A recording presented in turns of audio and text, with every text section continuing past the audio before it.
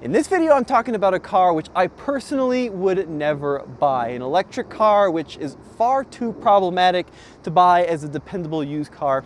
In this video, we are featuring the 2011 Nissan Leaf, and behind the camera is our auction specialist, Brendan. He's typically on the TFL Classics channel, but he navigates these dealer auctions better than anyone maybe in the world. And Brendan, where are we at today? Today we are at Dealers Auto Auction of the Rockies, which is our local wholesale auction here in the Denver area, and that is where this car is going through across the auction block. Now in this video, I'm not intending to offend anybody because the Nissan Leaf is fundamentally a good car. It's got a lot of great traits to it that made it a fantastic buy when new. But this car is going on 12, 13 years old, and these early Nissan Leafs, specifically this one, first model year 2011, have a lot of fundamental issues which are very costly to fix. Now this is a fully electric vehicle that when new had a realistic range of about 75 or 80 miles. But the batteries in these early first gen Leafs degrade very quickly, and a replacement, even a used replacement, can quickly total out the car.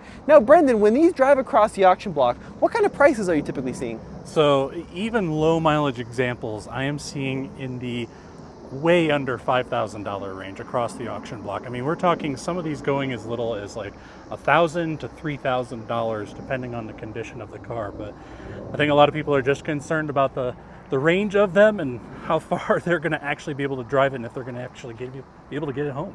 Now let's talk about, I'll pop open that front nose there, Brendan, if you want to go around the front. Let's talk about the fundamental issue that I am referring to, which is the ability of the battery to hold charge over an extended period of time. So, the Nissan Leaf debuted with an air-cooled battery. This was under the Ghosn era of Nissan. And Ghosn's big thing with the Leaf is it had to make money right off the bat. So every electric car prior to this, think like the Roadster, was great, fantastic vehicle, long range, but they were losing money. And Carlos said, you know, we need this car to be profitable from the get-go. And what he did was fit this car with an affordable battery. It's got an air-cooled battery, and batteries are a lot like humans, right? They like to be 68, 70 degrees. And if you don't liquid cool a battery, much like a gasoline engine, over time, the battery's gonna heat up. It's going to heat soak. It's gonna build more and more heat, especially if you are DC charging this car, because a reminder, this car also came with DC fast charging on certain models. And then what you ended up with was an overheated battery, and that's really when you started to see a degradation in the capacity and the range of the battery. Now let's hop on in, Brendan, and we can show the condition of these Leafs pretty quickly and pretty simply. So, by the way, these early Leafs all had this kind of fun tan interior. You like this material, Brendan?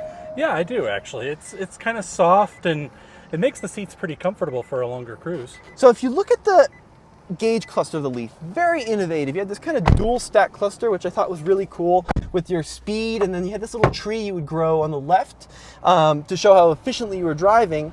And then in the center screen here, you had information about your battery temperature. You can see even sitting here on a hot day, it's pretty warm relative to the fact the car hasn't been driven. And then on the right is your range indicator. So it's predicting 19 miles of range, and you've got two sets of bars, a left set of bars and a right set of bars. Now that left set of bars is your current state of charge, 1 being full, 0 being empty. And you can see we're pretty full at this point, and we're showing 19 miles of predicted range. Wow. And that is not good. That's because if you look at the right set of gauges, that's the battery health-o-meter.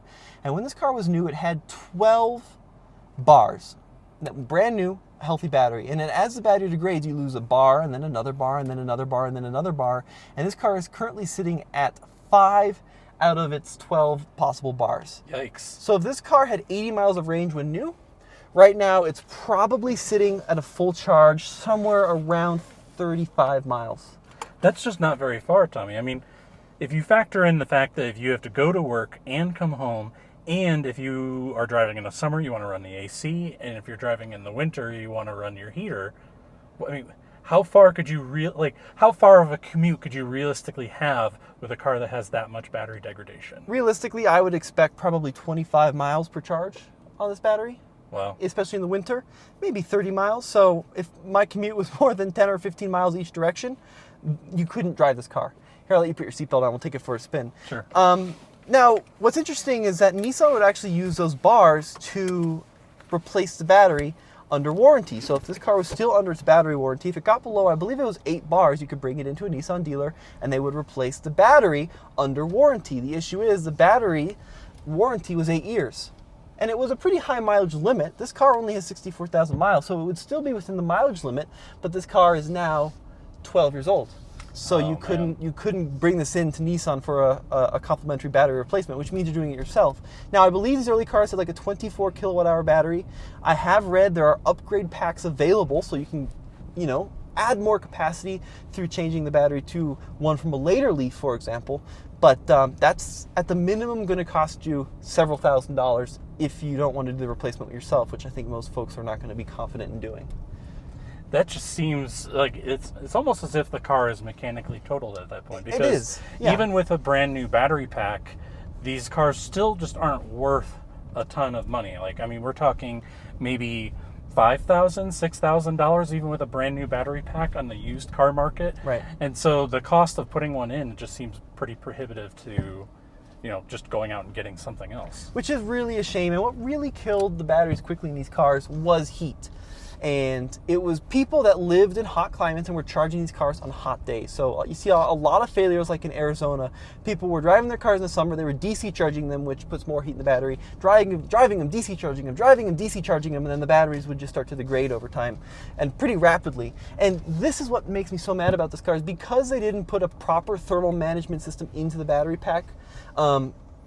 These cars got a reputation for having batteries that degraded quickly, and this car has single-handedly brought the reputation of the whole EV industry down because of it. Because, Brendan, a lot of folks are afraid of buying a used EV because they think they're going to need a $20,000 battery pack replacement. And I'll be honest, I was one of those people, and you kind of, it's still pretty quick here in its old age, but I was one of those people, and once I started with you guys, you kind of quickly told me that unless you're buying a Nissan Leaf, you really don't have to worry that much about battery degradation, even in some of like the 10-year-old Teslas and such. Right. And this car single-handedly, I'm a car guy, and it scared me off of electric cars, so I can't even imagine someone that's not in the know in the car community how scared they are of electric cars, because all they've heard of is the horror stories of used ownership with a Nissan Leaf. Which is such a shame, right? Because these cars are quiet, they're efficient, they're comfortable, they have pretty good technology, they're very safe relative to the industry in 2011.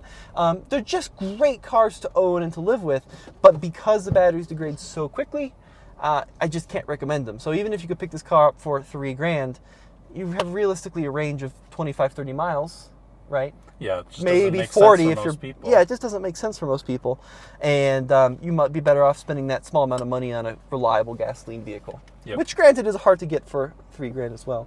Nice little Z there. Oh, that's a Corvette. Excuse me, on the sticker. But Brendan, let's conclude this, because I don't want to say I hate the Nissan Leaf.